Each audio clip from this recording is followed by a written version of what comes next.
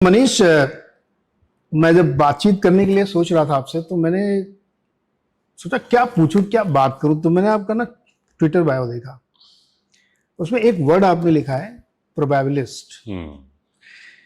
मुझे लगा पूरा इंटरव्यू पूरी बातचीत इसी के इर्द गिर्द होती है कि ये वर्ड बहुत लोडेड है। क्या मतलब है इसका, क्यों लिखा आपने प्रोबेबिलिस्ट? तो नीरज, अपना कई बार बात हुआ इस बारे में कि सच किसी को पता नहीं है। ये भी हो सकता है, वो भी हो सकता है ना। जो हमको पता है, जो पता हो सकता है, वो है कि चांस कितने हैं कि आज बारिश आएगी नहीं आएगी, किसी को पता नहीं है।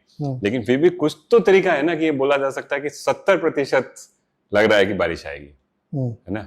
तो इसका मतलब ये नहीं है बारिश नहीं आई तो मम्मी ने बोला यार तू बेवकूफ जैसे बनाता है मेरे को, देखो बारिश आई नहीं। लेकिन 10 दिन तक अगर मैंने 70% बोला तो 7 दिन बारिश आ जाएगी। तो हर चीज जो है, खास करके स्टॉक मार्केट में या मार्केट्स में आप देखो तो आपको प्रोबेबिलिटी स्टैंड पॉइंट से देखना चाहिए। या आपको इस चीज के लिए ओरिएंट करता है कि ये मान के चलो कि किसी को भी पूरा पता नहीं है, लेकिन फिर भी आपका काम है मार्केट में कुछ व्यू बनाने का, तो आप उसको प्रोबेबिलिटी लगाओ कि लग रहा है कि 70-80% चांस है कैसा हो जाएगा।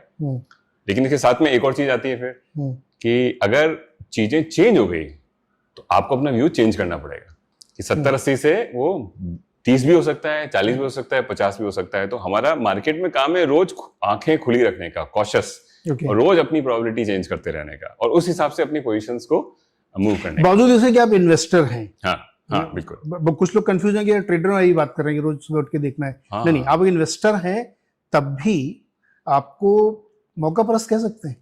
नहीं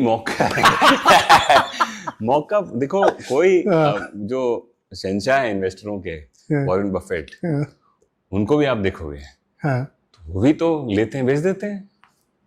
हम कहानी उनकी सुनाते हैं कि देखो कोक उन्होंने लिया था 30 साल पहले, अभी तक रखे हैं, लेकिन उन सब चीजों का क्या है जो उन्होंने चुपके से बेच दी। तो फाउंडेशन जो है ना वो एक ही है दोनों की, ट्रेडर और इन्वेस्टर की। वो है कि सच किसी को पूरा पता नहीं है, लेकिन फिर भी मार्केट में तो अपने को कुछ करना है। लेकिन कल अगर सच चेंज हो जाए तो उस हिसाब से आपको अपना व्यू चेंज करना पड़ेगा। तो बफेट भी चेंज कर देते हैं, तो हम कौन से खेत की मूली है। वो तो अपने 50% स्टॉक तो 6 महीने में बेच दिया करते थे और 3 साल में 70% बेच दिया। अभी एप्पल लिया 10 साल हो गए, वो कर दिया उन्होंने। यस, तो भी क्या है देखिए, तो ये है भाव भगवान है, भाव भगवान है। ये है प्रायिकता या प्रोबेबिलिटी जिसको हम लोग कहते हैं। अभी इसमें एक फ्रेमवर्क मुझे समझाइए। जैसे हम लोग ये डिस्कस करते हैं मार्केट में हमेशा कि एक सेगमेंट होता है जो बहुत प्रेडिक्शन बहुत करता है ना, बेस्ड ऑन फंडामेंटल। चलो मान लेते हैं कि उन्होंने मल्टीपल्स देखे, फ्री कैश फ्लो देखा, बैलेंस शीट पढ़ ली, पूरी इंडस्ट्री पढ़ ली और नैरेटिव्स भी उसमें लगा दिया, तो उसके आधार पर आप एक प्रेडिक्शन कर रहे हैं। लेकिन प्रेडिक्शन में भी पता नहीं हुआ नहीं हुआ।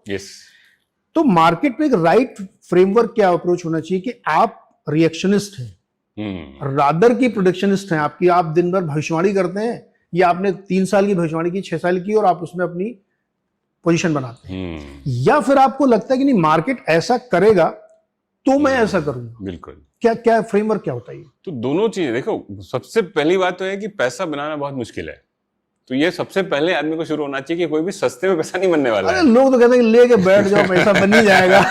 नहीं, बहुत सोसाइटी ना बड़ी स्मार्ट है, ये पैसे बनाने देगी नहीं आपको आसानी से। तो आपको क्या है कि जैसे आप पढ़ाई लिखाई करके इंजीनियर बनते हो, इंजीनियर बनने से पहले सालों आपको मेहनत करनी पड़ती है। 10वीं पास करनी पड़ेगी, 12वीं पास करनी पड़ेगी, फिर इंजीनियरिंग कॉलेज जाना पड़ेगा, तब जाके आपको नौकरी मिलती है 25,000 रुपए की। तो ऐसा नहीं है मार्केट के अंदर आप घुस गए तो पैसे बन जाएंगे, आपको ट्रेनिंग लेनी पड़ेगी। तो दोनों चीजें जरूरी है कि कल क्या लग रहा है उसके बारे में भी आपको विचार करना पड़ेगा।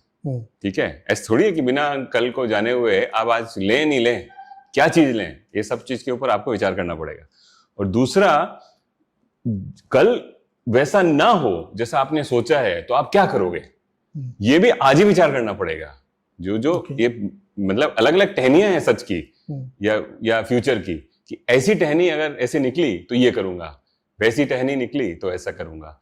तो मेरा जो रिस्पॉन्स है मार्केट को, वो हमेशा जो सच प्ले आउट हो रहा है उसके ऊपर मुझे रिएक्ट करने का एक मुझे फ्रेमवर्क भी बनाना पड़ेगा कि भाई अगर जो मैंने सोचा वो सही नहीं है तो मेरे को अपना स्टॉप लॉस करना पड़ेगा, मतलब मेरी गलती को काटना पड़ेगा। और जो मैंने वो सोचा वो सही है, ओरिजिनली मैंने बोला था कि 60% चांस है, लेकिन वो अगर मटेरियलाइज होने लगा है तो मेरी पोजीशन को और बढ़ाना पड़ेगा। तो आपको ये फ्रेमवर्क शुरू डे 0 पे बनाना पड़ेगा कि आप जो प्ले आउट होता है उसके ऊपर आप रिएक्ट कैसे करोगे। तो रिएक्शन और प्रिडिक्शन दोनों ट्विंस हैं और दोनों आपको करना पड़ेगा। एक आर्ट है और एक क्राफ्ट है। तो आर्ट और क्राफ्ट को मिलाएंगे, इकट्ठा करना पड़ेगा, पैसे तभी बनेंगे। पैसे तो एक अभी क्वेश्चन मैं आपसे पूछूंगी, हर आदमी पैसे बना क्यों नहीं पाता अगर इतना ही आसान है? जैसा कि लोग बड़ा बड़ा ज्ञान देते रहते हैं यार बस बने रहो बन जाएगा। मैं दूसरे पहले ये समझना चाहता हूँ कि एक इन्वेस्टर का माइंडसेट क्या होना चाहिए। आर्ट एंड क्राफ्ट उसको पता है, बट जनरली क्या होता है कि दो ब्रेन होते हैं, आपको पता ही होगा, लेफ्ट और राइट, है ना, दोनों खूब काम करते हैं। मोस्ट ऑफ द टाइम आप गलत पढ़ते हैं, ये एक यूनिवर्सल ट्रुथ है। yes. हर आदमी मोस्ट ऑफ द टाइम गलत पढ़ता है, क्योंकि अगर हर समय आप सही पढ़ेंगे तो फिर पूरी दुनिया सही हो जाएगी। तो एक इन्वेस्टर का माइंडसेट या फ्रेम ऑफ इन्वेस्टिंग क्या होना चाहिए? अलग अलग है। पहले लेवल पे पर्सनालिटी कैसी होनी चाहिए। सबसे बड़ी चीज है ह्यूमिलिटी, है ना। ये मान के चलना कि कल गलत हो सकते हो आप। इसमें अपने को राजपूत नहीं बनना है कल कि जब चीजें ठीक हैं तो अच्छी बात है, तो भगवान ने दिया, ये मान के चलना है, ये मान के चलना, और गलत हो तो भागना है। तो ये भी आपको तैयार होना चाहिए। ऐसा नहीं कि मैंने सोचा था वही सच है, किसी ने सोचा था, किसी को पता नहीं है। मार्केट में जिद अच्छी नहीं है, जिद नहीं करना है लाइफ में। एब्सोल्युटली आपने अच्छा वर्ड पकड़ा है, जिद्दी नहीं बनना है लाइफ में। ह्यूमिलिटी बेस, मार्केट गॉड है, आप तो भगवान है, बिल्कुल पुजारी हो उसके, बिल्कुल। उधर मार्केट के सामने जिद मत करो। हाँ बिल्कुल बिल्कुल। अगर मार्केट कुछ दूसरे संकेत दे रहा है तो चेंज कर लो, उसमें शर्म का आएगी बात है कि मैंने कहा था तो इसलिए होना ही है। ऐसा क्यों होना है? नहीं होना है। अब ये वाला बताइए, लोग हर आदमी पैसा क्यों नहीं बना सकता? इसका एक बहुत सिंपल नैरेटिव में बताता हूँ। जनरली क्यों लोग कंफ्यूज होते हैं मार्केट में। मैं कहाँ से आ रहा हूँ, मैं सवाल इसलिए पूछ रहा हूँ। आप यूट्यूब चैनल्स देखिए, टीवी चैनल्स देखिए, अखबार देखिए, सब जगह एक थ्योरी लोगों को पिला दी जाती है कि आप लेते रहो बस, आपके पैसे बनेंगे गुरु। एक दिन आप 5,000 लगाओगे तो आप 500 करोड़ तक पहुंच जाओगे। तो अगर इतना आसान है, मैं लोगों को मैं ये इसलिए कह रहा हूं क्योंकि इसको आप ब्रेक डाउन करके जब तक नहीं समझेंगे ना, आप जिंदगी भर गरीब रहेंगे।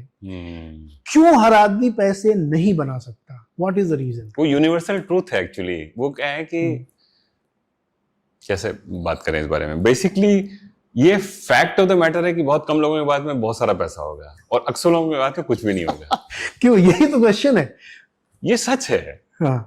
अभी 1% लोगों के पास 70% कैपिटल है, वेल्थ है। हाँ। वो यहाँ भी है, अर्जेंटीना में भी है, यूएस में भी है, सब स्वीडन में भी है। हाँ। तो ये सच का आपको सामना करना जरूरी होगा। बहुत समझदारी, बहुत होशियारी और बहुत डिसिप्लिन, इन सबको इकट्ठा करके मेहनत करके ही आप पैसे बना सकते हो, है ना।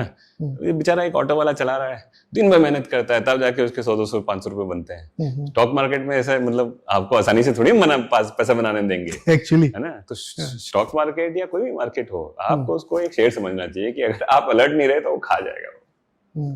ये वो शेर है, वो दानवीर कर्ण नहीं है वो कि आपको चल तू आया, बहुत देर तक खड़ा हुआ है लाइन में, लेके जा 50 रुपए लेके जा, नहीं। तो आपको उसको अलर्ट रहना पड़ेगा कि खा ना जाए वो। लेकिन साथ साथ में शेयर मार्केट एक ऐसी चीज भी है कि आपका डिसेंट फ्रेमवर्क है, डिसिप्लिन है, पेशेंस है, ह्यूमिलिटी है। इन सब के चलते अगर आप ठीक से इसको नेविगेट करोगे तो पैसे बनेंगे। तो दोनों चीजें हैं। ऐसा भी नहीं है कि पैसे अंकल जी हमारे बोलेंगे कि तुमको बोला था शेयर मार्केट में मत डालो, चुपचाप एफडी डाल दो, 8 टका बन रहा है। तो वो 8 ही बनाएंगे जिंदगी भर, वो जिंदगी भर 8 ही बनाएंगे।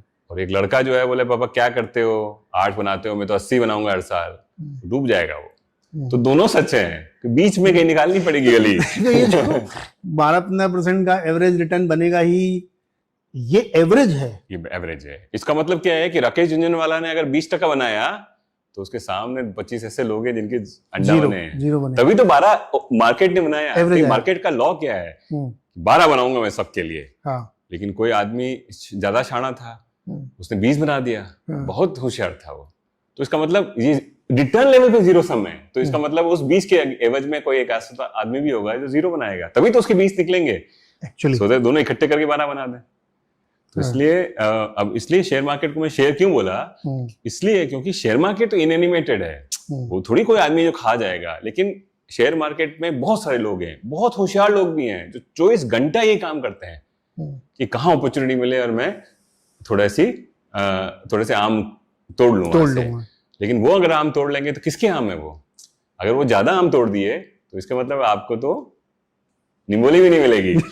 तो इसलिए आपको आपकी फाइट उन लोगों से है जो बहुत होशियार हैं। तो या तो आपके पास में उपाय है कि आप चुपचाप इंडेक्स में चले जाओ। इंडेक्स में आप जिंदगी भर रहोगे, मोटा मोटी आपने जो बोला 11-12% शायद बन जाएंगे, 10 बन जाएगा वर्स्ट केस सिनेरियो, अच्छे केस में 14 बन जाएगा। लेकिन 25-30 साल तक अगर निफ्टी में डाल दिया तो बन जाएंगे उतने।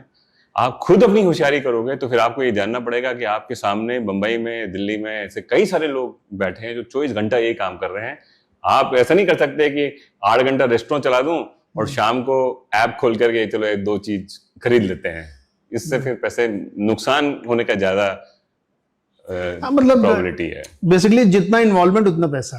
हाँ, ये एक सिंपल रूल समझ लें yes. कि अगर आप बहुत डीपली इन्वॉल्व हैं, समय दे रहे हैं, दिमाग लगा रहे हैं, किसी की एडवाइस ले रहे हैं, बिल्कुल तो ज्यादा बनेगा। और कुछ नहीं कर रहे हैं तो भाई और तब भी इतना आसान नहीं नीरज जी। इसका मतलब है कि 70% फंड मैनेजर अंडर परफॉर्म कर रहे हैं इंडेक्स को। इसका मतलब ये क्या खेल है? बिकॉज इतना टफ गेम है, इतना टफ एग्जाम है ये, क्योंकि कुछ ही पास होते हैं। क्योंकि बोल रहा है कि भाई जैसे सबको इंडेक्स रिटर्न तो मिल ही सकता है, लेकिन हमारी चाहत क्या है कि इंडेक्स से 2-4-5% ज्यादा बने। उस चाहत के चक्कर में कुछ कुछ चीजें करते हैं हम। तो जो प्रोफेशनल फंड मैनेजर हैं, जो 12 घंटे मेहनत करते हैं, उसमें भी आधे इंडेक्स को अंडर परफॉर्म कर लेते हैं। आप सोचिए कितना महंगा है। वो अच्छी जगहों से पढ़े हैं, कमिटेड हैं, दिन भर मेहनत करते हैं, एनालिस्ट है उनके पास 30-40 जो बता रहे हैं उनको कि क्या करना चाहिए, फिर भी अंडर परफॉर्म करते हैं। वो इसलिए नहीं कि वो मूर्ख हैं, वो इसलिए कि ये बहुत ही मुश्किल चीज है।